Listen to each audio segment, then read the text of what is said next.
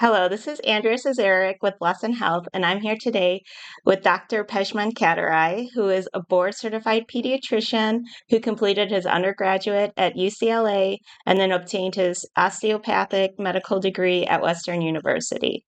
He completed a pediatric residency at Loma Linda University, as well as two fellowships in integrative medicine. He has over a decade of clinical experience with children and mold related illness, autism, and other mental health challenges. Thank you so much for joining us today. How are you doing? I'm doing great. Thank you for having me. Awesome.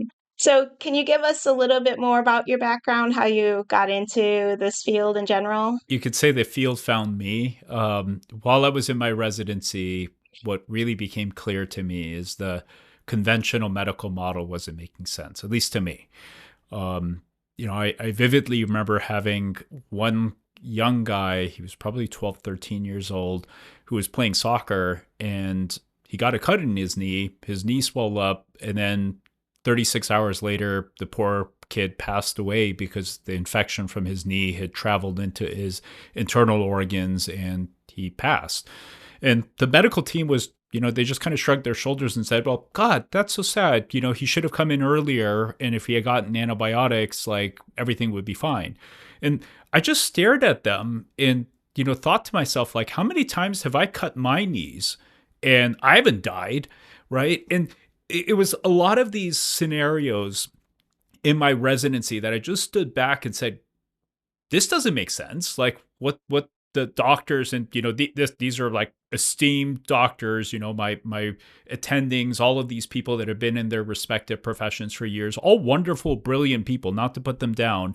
But the system and the way conventional medicine was approaching things, and I didn't know squat from anything, right? I was just a trainee, but I knew that something was off. And that, through some guidance from my wonderful mentor, had me go down the road of holistic medicine and integrative medicine. And this was 2006.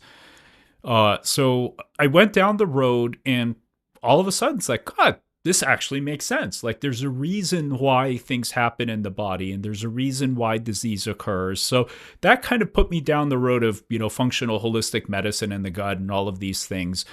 And then over the following, let's say, 5 years, so now this is 15 years ago, I started having more kids with, ASD and so forth. And part of why I started gravitating towards these kids is as I started learning about them, I started noticing like, God, I have a lot of the features that they do. And God, I've got a lot of OCD and I've got a lot of anxiety. And, the more I went down the road, the more it became a journey about healing them, because in a sense, what I was doing was learning how to heal myself. And, fast forward now, the last 2 years, as I've gotten much more proficient in terms of understanding what's going on and also how to help them, through some of the treatments that I learned actually through these kids that I took care of, was when I had a reset of my nervous system. And that was when I kind of had this aha moment of like, oh my God, I didn't realize that I was way more on the spectrum than I could have ever imagined, right? Because I can talk, I can make eye contact, I can interact, I can crack a joke, I can do all of the things that are expected. But I didn't realize the degree of perseveration and repetitive thinking. And while I don't externalize, these things with repetitive behaviors, these constant loops and just this disconnect that I didn't even know I had, right? Because I'm married, I've got kids, I loved my wife. But for the longest time, my wife would be like, I would tell her I love her. And she's like, you don't mean it. I'm like, no, I mean it. I love you. No, you don't mean it. Or she would say like, stop sounding like a robot. I'm like, why would she say I sound like a robot? And what I realized was when I told her I loved her, what was happening is the inflection in my voice, because my wife happens to be, very socially intelligent and picks up on things that I still can't, what she was picking up on was the inflection in my voice was different because my chemical experience of love, my chemical experience of connection, my physiological experience of these things was fundamentally off. And when I told her I loved her, mentally, I had formed a construct of what love was because that is all I could do, right? Emotionally, that chemical ping of love, where it's like this joyous, loving, connected experience, literally chemically was not occurring in my brain. And only at the age of 48, so now almost 2 years ago, when I reset my system and finally learn how to correct my own physiology through the things that I've learned, this chemistry started firing, and it was like, holy Jesus. Oh, this is what other people experience. Oh, this is what love feels like. And, there were many moments of me crying because I got to connect with my son in a different way, and I could actually feel my love for him. And laying there, massaging him, hugging him, I could feel my love for him. And watching a sunset, I could feel the beauty in that. And none of that was ever happening before. And I just thought, like, that's normal, right? People just look at a sunset and say, oh, that's pretty, or people talk to each other and they're having a mental conversation, but that physical connection that people have, that chemical connection that people have, I didn't know what would be possible. So it was through all of these things, and my anxiety coming way down, my fear response coming way down, my irritability coming way down, essentially created this totally different new experience of life. And it's like having a brain transplant, right? You're one person and your brain is functioning one way, and then you do this, and then it's like you get a different brain that is no longer having this experience. And this experience in my own self, and watching now hundreds of kids going through this kind of transformation, has really informed how I see these children, how I understand these children, how I care for these children. And really, the way I share what I do with my families is there's your child, and then there is how they present in the world, how they behave in the world, how they experience the world. And we actually don't know who your child is. We don't know how social they are, right? We just presume that just because the child is on the spectrum, they can't socialize, right? We don't know how intelligent they are, right? Because these kids can't demonstrate their intelligence. They may not be able to communicate. They may not be able to learn, at least in the way that we see, except they could be 1,000 times smarter than me, right? We don't know who the child is. We don't know what they're capable of. All we know is the child that is currently showing up with whatever, challenges and issues that they have.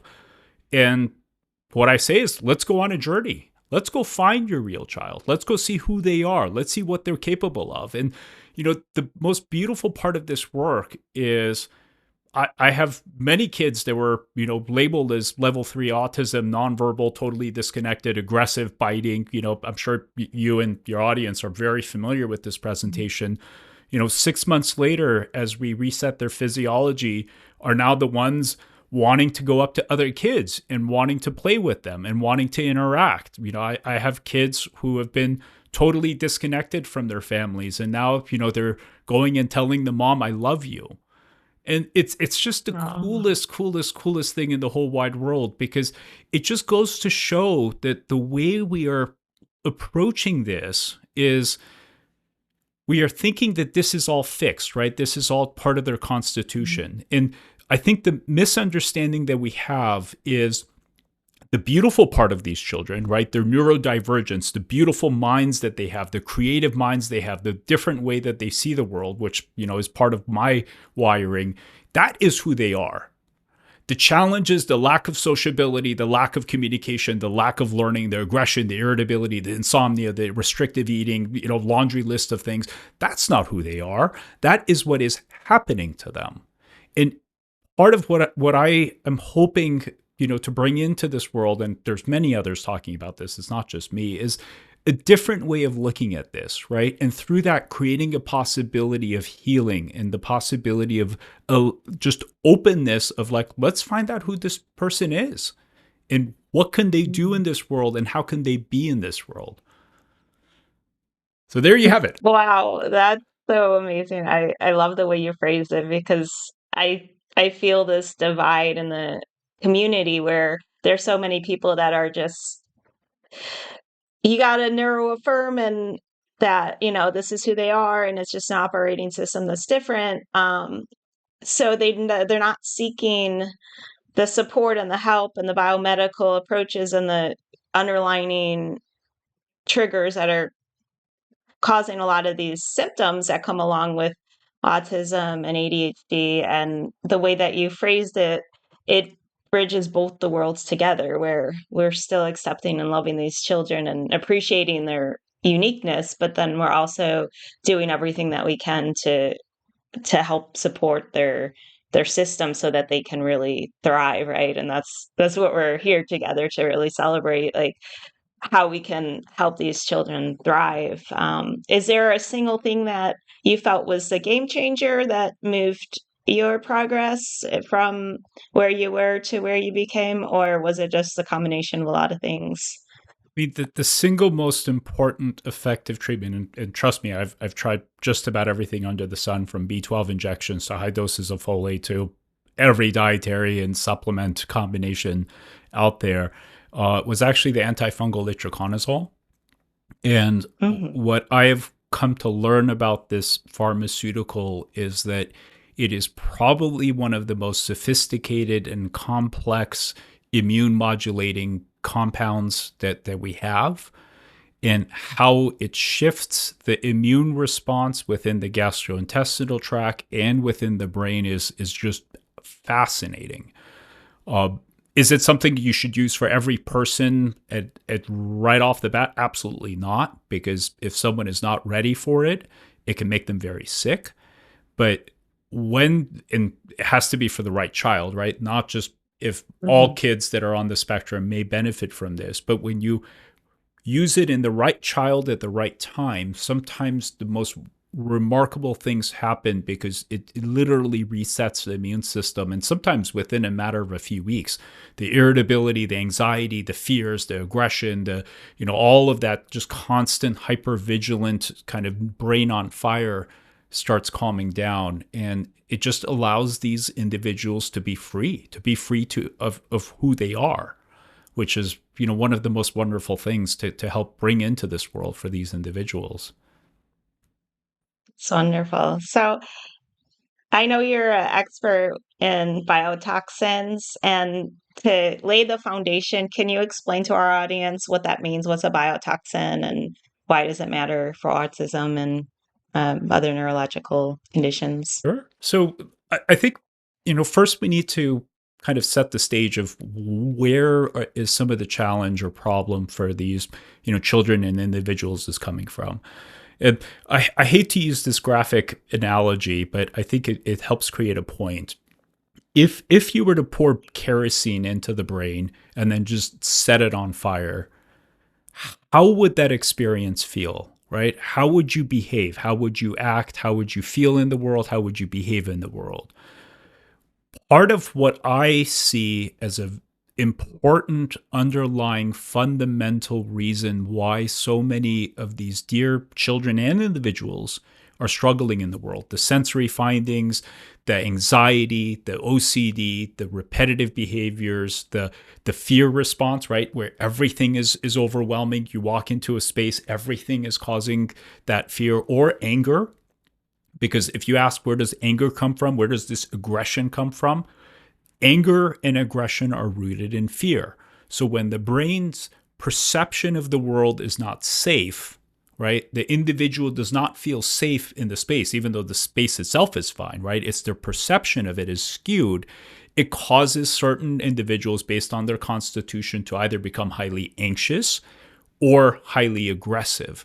So a lot of the things that we see as the outward issues that we label as autism, right? And which is totally different than their neurodivergence. This is the challenges that these individuals face I find is oftentimes rooted in inflammation. Now, if we then take a step back and say, well, what is a primary driver of that inflammation, right? And then with that, we ask, well, what drives this inflammation? So that inflammation comes from white blood cells, which are macrophages. They're called the microglia, the astrocytes, and then there are their friends, the mast cells, that are the three predominant immune cells that sit in the brain. And when these cells go off the rails, right, if they get highly anxious, it's like suddenly they have a psychotic break and they're flipping out, they cause this neuroinflammatory response, which then changes our behaviors and our perception of the world. If we then say, well, if that is true, and there's scientific literature to back all of this up, people can, go into their favorite chat AI and type in microglial activation and autism, astrocytes and autism, mast cells and autism. And there's this plethora of literature and research that talks about how all of this is happening and how it's been documented in presentations of autism. But then we say, well, what would cause these immune cells to get really agitated, right? What would cause them to start having a panic attack? And then if you say, well, what would possibly cause immune cells to freak out, right? These immune cells in our brain, it's bacteria, right? Bacteria, and it makes sense, right? These white blood cells would freak out if they're in the brain and they're like, what is bacteria doing over here? Because that's the beginning of meningitis and, death and all of the awful things, right? So these cells are actually programmed to be highly sensitive to any signal of any bacteria of any kind. And they have these funny little things called toll-like receptors, which are literally receptors, and they're constantly scanning the environment, making sure everything is safe.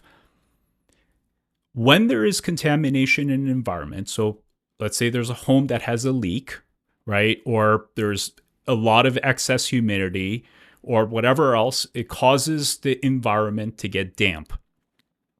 When an environment inside a home gets damp, it causes the growth of mold, right?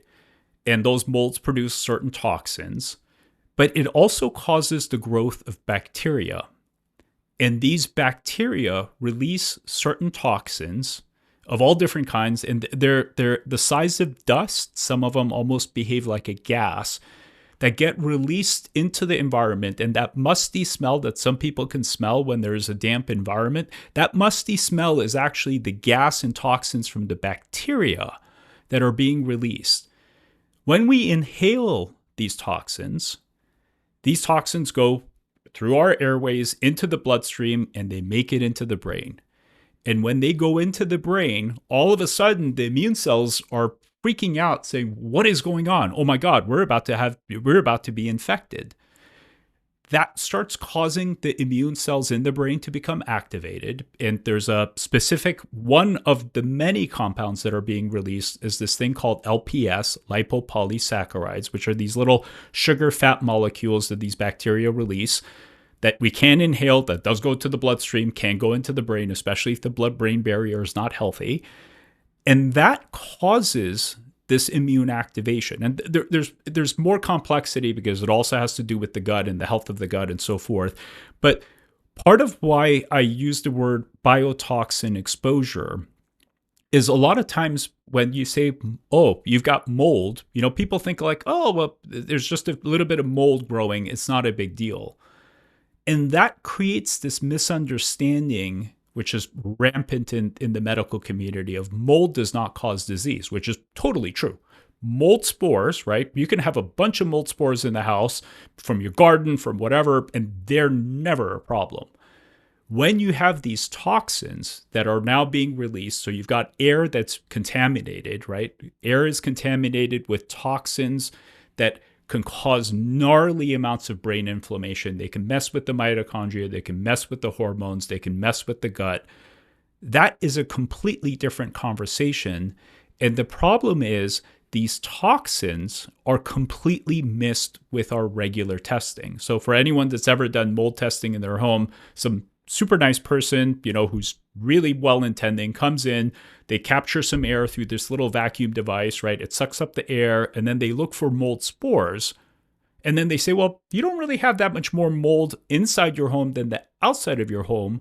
So therefore, you don't have a problem, except they never even tested or checked for any of these toxins, which are the actual root cause of the inflammation. Does that make sense? Hmm.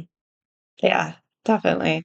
Yeah, it's really interesting because I had a window that was leaking in my guest bedroom, and I had a friend house sitting for me who has autism, and she came and stayed like a few days and was just like, I don't know if I can stay here. Like the mold's driving me crazy. Like I'm having all these respiratory infections. And I was just like, I've slept in that room, when I have other people staying that I offer my bedroom to. And I don't have an issue, but her system was so much more sensitive to it than I was. And I feel like a lot of people, like you were saying, they just think like, oh, it's not really a problem. It's not that bad, but there's just certain nervous systems that are a lot more sensitive, right? Yeah, 100%. An analogy I give to people is if someone has essentially an anaphylactic peanut allergy, right? And you and I may not have that allergy. We can be we can be eating peanuts, we can be covered in peanut dust, like nothing happens to us. Take that same, just a little bit of peanut dust in the environment, right? I was eating peanuts, I left some stuff, crumbles in the space. I walk away, that other person comes in, and now all of a sudden they're having hives, they can't breathe. For some people, and I believe especially some of the kids that are on the spectrum, their immune systems are so hypersensitized to these toxins that when these toxins hit their immune cells, like their immune cells all of a sudden, like the peanut allergy, start flaring. And then that causes the neurological findings that we attribute to ASD. Mm-hmm. Makes sense. Makes sense. I'm that way with fragrance. Like if I walk into a room and there's a air freshener going, I'm like, I don't know how people can handle this. Like my lungs immediately start to hurt and I get all stuffed up and things like that. And other people are just like, oh, that smells so nice. Yeah. Yeah. Um, so can you walk me through what it's like when somebody comes to your office with their children? Like what are the first steps that you do, and how do you determine the path of treatment or where the problem is? I know that there's a lot of tests that people can run, and it can be overwhelming to kind of know where to start with a child on the spectrum. For me, it's always understanding that child's story, right? How did they start developing the challenges that they have? And with that, what were the factors and variables that were at play? For a lot of kids that I see, there's two presentations. There is the kind of classic regression early in life, right? Around a year and a half. But when you rewind back, these kiddos, before they regressed, had something else going on. Usually early in life, like in the first few weeks, they start developing pretty severe colic. So they're irritable, they're fussy, they're difficult to put down, they don't sleep very well. A lot of these kids go on to start developing reflux. So now they're refluxing. If mom is breastfeeding, they have to cut out gluten, dairy, peanut, whatever, right? They have to eliminate certain foods. Or if they're on formula, you start putting them on hypoallergenic formula because they don't tolerate regular formula. These kids start developing some weird pooping issues. So their poops start getting funky. So they either get constipated or start having kind of foul smelling, loose poops. They start sometimes developing eczema. Sometimes they start getting ear infections. And it's like their system is starting to slowly fall apart as time passes. Now, in many cases in our regular model, everyone looks at just that moment where that poor child regressed, right? Whether it was from a injection or an infection or an antibiotic or whatever. And everyone's like, oh, that kid got an antibiotic and that antibiotic caused them to regress, so we need to go fix their gut. Except this poor kid was refluxing from the time they were 2 months old, and their reflux and food sensitivities were just getting worse and worse and worse and worse. And they missed the source of all of this. So biotoxin exposure creates that picture. The toxins, when a baby's exposed, causes their nervous system to become inflamed, even at the few weeks of life, which is colic, right? So that hypervigilant, the baby's irritable, they're fussy, everything is just causing them to get upset, which if you look, it's like, God, like the older children who have ASD kind of actually have a similar presentation, right? They have a hard time falling asleep. They wake up in the middle of the night. They're just always, their nervous system is easily irritated by everything, right? So if you kind of trace that back, you're like, God, actually that was happening early on. Kids with ASD have, commonly, right, digestive problems. They can't tolerate foods. They get constipated. They get diarrhea. They have abdominal pain. Well, God, reflux, the more severe forms of it, is actually the earliest version of what we see in these kids, right? And then the ear infection and the allergies and the recurrent antibiotics that these kids get is only just all of their ear, nose, throat region becoming inflamed. So part of why this becomes important is many times I find people are just obsessed with whatever caused that child to regress, and they're trying to fix that one thing, which could still be important. I'm not discounting it. But they miss the entire story of how things transpired before. And with that, they miss what was driving all of the other issues that caused that child to become susceptible to then have that regressive moment. And, an analogy I give to families is whatever stressor, it's like having a match, right? A match that can set something on fire, and everyone focuses on the match. Now, if you go onto an asphalt parking lot, you can throw 1,000 matches, right? And nothing happens, right? You can't cause asphalt to catch on fire. If you go into a forest that's bone dry, right? And there's just tinder everywhere, right? You throw one match, you cause the entire forest to explode in fire within an hour. What was more important, the match or the environment in which that match landed? And the match is a trigger that we should pay attention to. And I don't like a lot of the families that I see have had, some kind of awful regression after something, and we're going to leave that something alone. So I see that, I know it, and I'm familiar with it. But part of what I try to do is understand what made that child's system so vulnerable. Because if we can understand what made that system vulnerable and fix the system, then what we can do is allow that child to start healing and then regain all of their skills and abilities and be able to connect and so forth. Does that make sense? Yeah, yeah, definitely. And then can you speak a little bit though on the fungus and the um, virus triggers Yeah. and things like that a lot of these families might get, I guess the doctors might not test for or notice. So there can be various infectious triggers, right? So EBV, CMV, COVID. I find a lot of kids that show up have long COVID because their immune systems have lost the ability to fight or clear any of these things. Mycoplasma can sometimes cause tremendous amounts of brain inflammation. And then with that, the fungal imbalances in the gut are something that are commonly missed. You can't see it on poop testing. So pretty much all stool testing that you can do completely misses it. The organic acids have a sensitivity of about 50%. So a lot of times people run an organic acid, look at it, be like, oh, there's no fungal abnormality, therefore there's no fungal issue. And part of what makes this work tricky is we rely on these labs as if they are God's word, right? They are 100% accurate. If something is positive, it's positive. If it's negative, it's negative. And the analogy I give when I present is, remember the Flintstones? And when the Flintstones had their rock car and they would pedal really fast and get the car going, that is about the level of technology. The amount of technological advancement we have. And if we look at our technology, like, is our technology terrible? No. I mean, it's what we have. But if we look at what we have as it's the best we have, but by no means is it the most advanced thing that's ever landed on the face of this planet, it creates this space to say, okay, well, this test failed to show something, but it doesn't mean that that something is not there. And for instance, the kids who have chronic gut issues and they've got the food sensitivities and chronic diarrhea, chronic constipation, abdominal pain, a very large percentage of those kids have fungal imbalances in their gut. It's just you miss it on the testing, and therefore people go off and do all of these other things.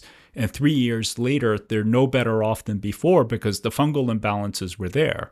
And why a lot of families find nystatin or fluconazole or any of these antifungals helpful is part of what we're doing is actually clearing out the fungus, which allows the gut to reset, right? Allows the gut inflammation to calm down, which then allows the child or individual to feel better.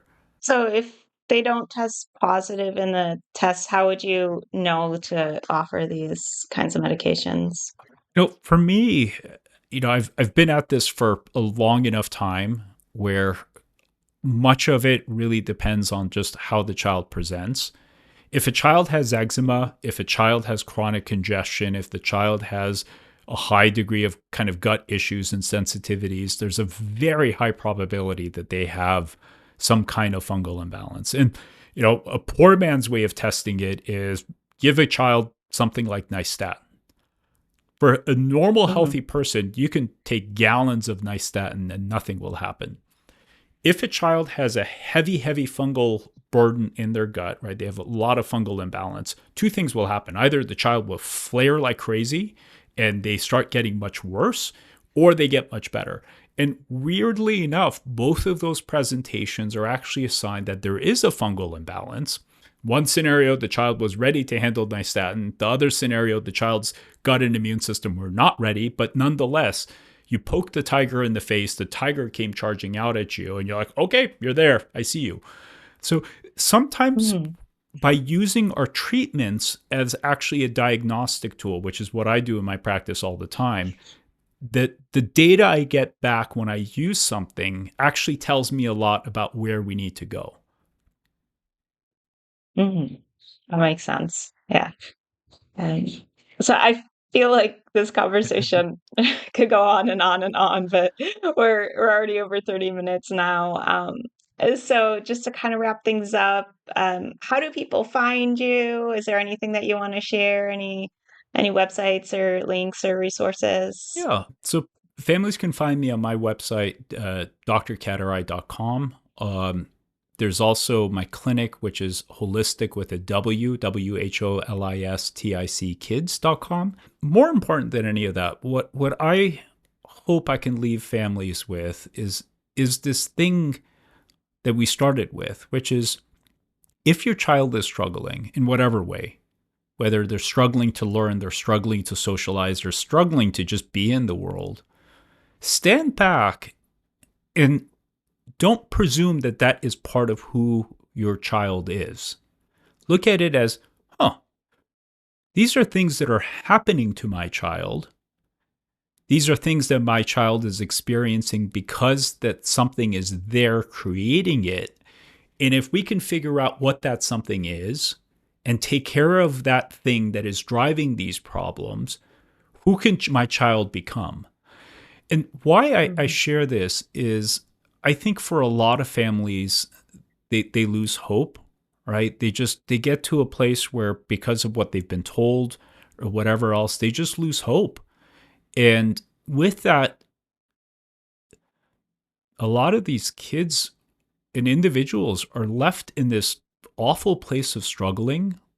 And what breaks my heart more than what happens to the families is I can't even begin to imagine how hard life is for some of these individuals, where every moment of every day they're just so completely overwhelmed and they're so completely just bombarded by the experience of life. And that doesn't have to be the case. That doesn't have to be the case. And through a different understanding, I believe we can create a space where these individuals can have a beautiful experience of life and they can enjoy life and they can prosper in life. And if there's anything I want to leave your audience with is really that message of hope that we just need to start looking at this problem differently. And through that, just creating a possibility of saying, oh, what can we do different to help these individuals thrive? I'm tearing up. I love that. Thank you so much. I really appreciate your time. My pleasure. And look forward to maybe having another conversation at some point. Sounds great. Thank you.